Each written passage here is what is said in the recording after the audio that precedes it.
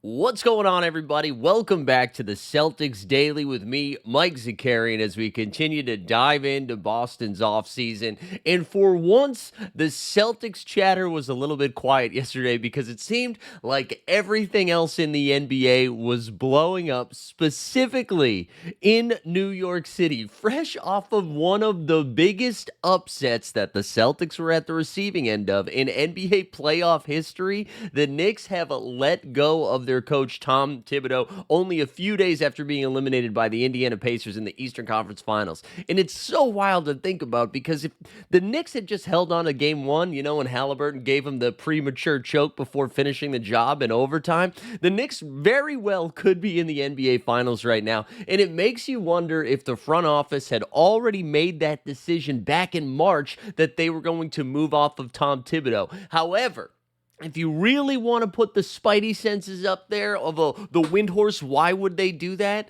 Well, the rumors of Kevin Durant making his way to the Big Apple have started to heat up. So for you Celtics fans that were nervous, the Celtics were going to move hell and high water, is that a phrase, to try to get KD over in green? It looks like that is not the case. Even the betting favorites have moved quite significantly in favor of the Knicks, and it sounds like Karl-Anthony Towns would be the core piece of this. Now, it's just kind of wild to think about because you look at the two organizations, the Boston Celtics and the New York Knicks, both coming off of tough playoff losses, right? And the Celtics, it sounds like, are going to take a more measured approach where they're like, hey, some things didn't go our way. We're going to have to cut some salary to get under the cap. We'll move off of some guys, right? The Knicks, on the other hand, are like, what if we just Ja Morant style toss a grenade in there? Because it sounds like Karl-Anthony Towns could be on the move. Mikal Bridges is on the precipice of an extension. Are they going to extend him and move him around or keep him or move him around, excuse me?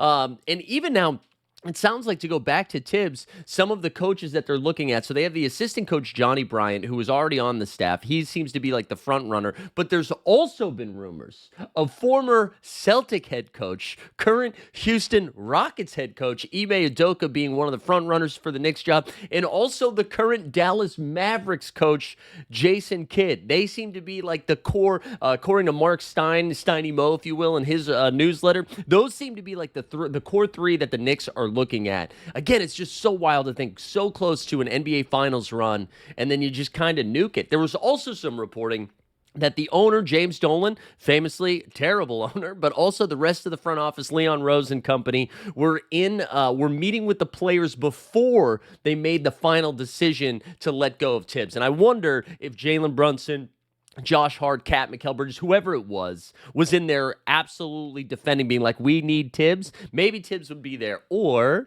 maybe Kevin Durant, who again rumored to head to New York, maybe he had a little something in there being like, hey, I'd love to come to Madison Square Garden. Love to be in the Big Apple. But I'm not doing it for Tibbs. Now, again, there's no reporting on that. That's just speculation.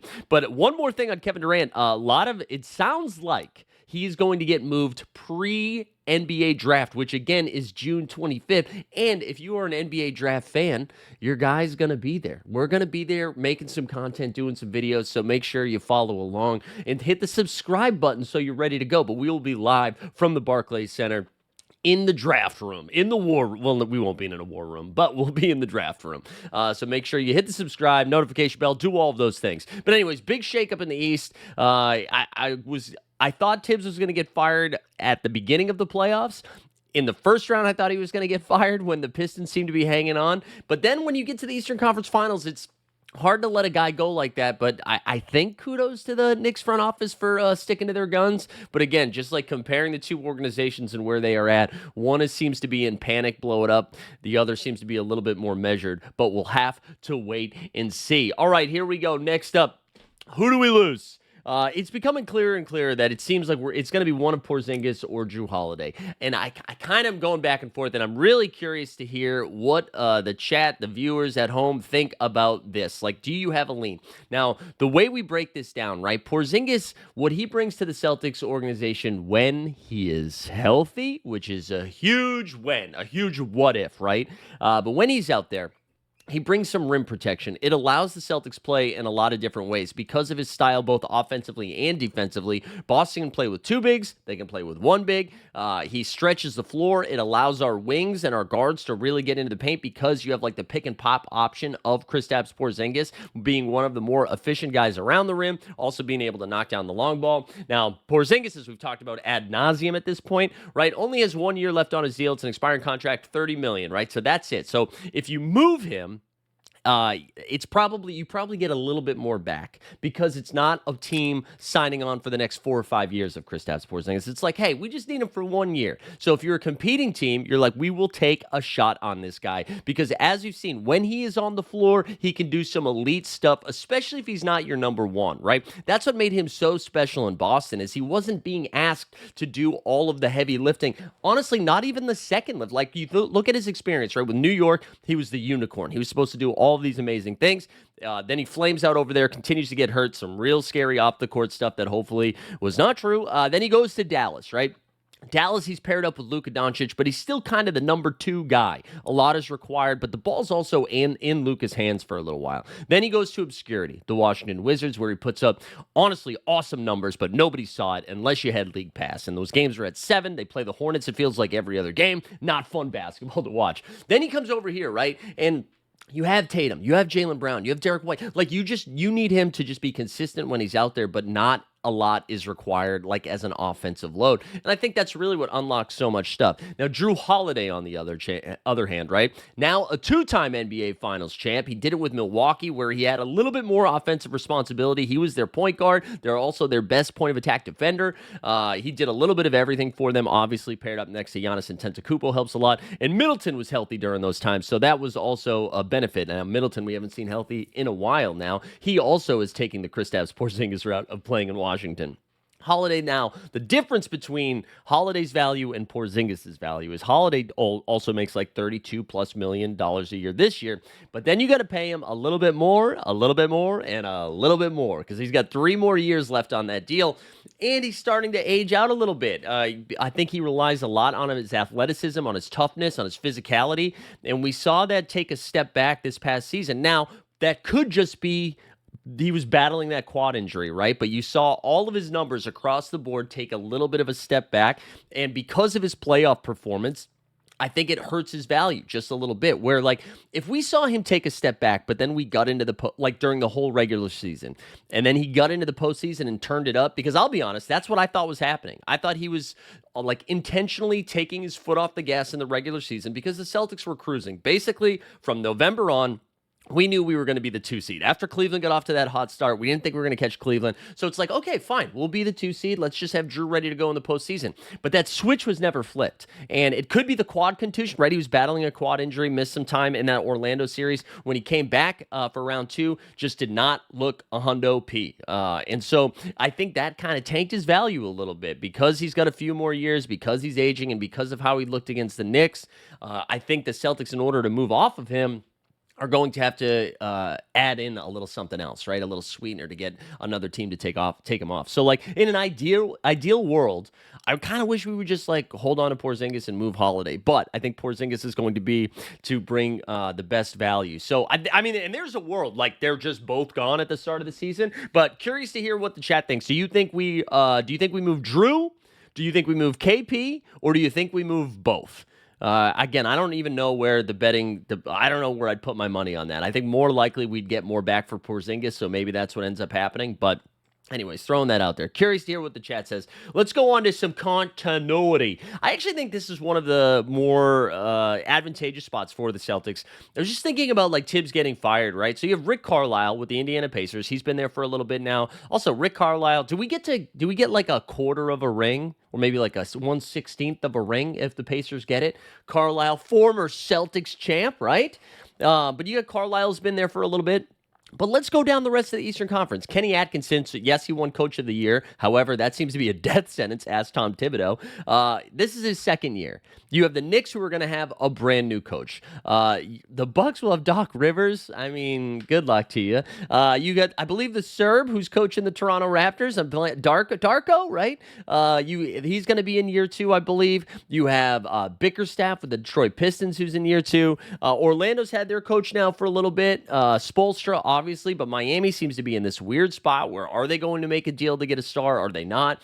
But when you look at the top tier of the Eastern Conference, and there's a lot of shakeup, with the Knicks too, like we were talking about, if they're going to move off of like one of their centerpieces, their star players, and Karl Anthony Towns to get a new start, like it takes a little time to gel.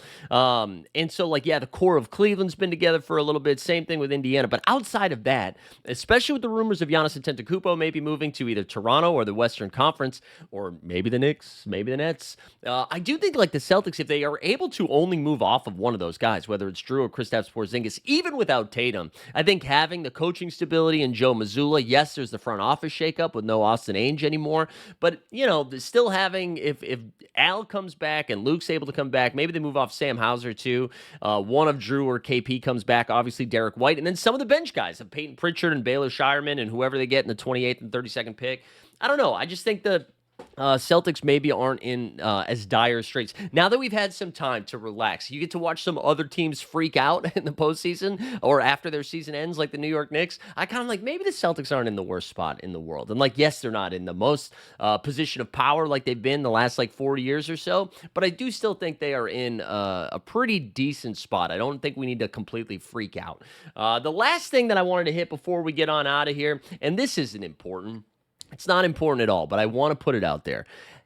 The thing that's been sticking with me this postseason is the lack of celebrity fandom in Boston. Now, maybe some of you blue-collar bros out there are going to be like, that's because Boston is a man of the people, kid. It doesn't even freaking matter who's out there. As long as Sully, Willie, and Charmy are out there, we're all going to be fine. And sure, you can have that conversation if you want. I'm fine with that. I'm just saying, we see what the Knicks got, and we can't really compete with New York, okay, when it comes to celebrities. They all just live here, so it's a little bit easier. And it's like almost like a fashion statement by being a Knicks fan. But even the Pacers, you saw John Cougar Mellencamp out there. Pat McAfee's out there. That might be it. I feel like there was another one I'm blanking on. They've got all the former player greats, right? I need Boston players. It can't just be Paul Pierce. You know what I'm saying? I need more Boston celebs, whether former players, former player greats. Like, we can't be like, well, thank God Mike Vrabel's here. Or we can do better than Donnie Wahlberg. No offense, Donnie. Or McLovin. Those are like the 3 guys we have. We have a lot of celebrities from Massachusetts, right? Steve Carell. Steve Carell's from Marshfield, right? Steve, come on. Aerosmith. Look, although I don't know, can Steven Tyler sit courtside? I don't know. I'm just saying, I think we can do better as a city of Boston. We should be prideful, not only in our blue-collar bros and Charmy, Willie, and Sally, but we should also have some Boston celebs. That's what I want us to work. I want there to be a groundswell of it this season. Let's just do better. It can't be Portnoy, okay? That can't be our only guy. We can do better than that. We can't be the guy that, eats pizza. That can't be the thing that we have courtside. We can do a little bit better. Come on. Come on, Boston. That's what I'm rooting for. That's the part of the offseason we're at, by the way. That's where we're at, that I'm talking about getting better celebrity fans courtside next season. But that's going to do it for the Celtics Daily. Appreciate it if you've made it this far. Thanks for tuning in. Do me a favor, like the video, hit the notification bell so that next time we drop some content, you're ready to go. And if you haven't subscribed yet, what are you doing? You watched this whole 13-minute video. Subscribe to the channel.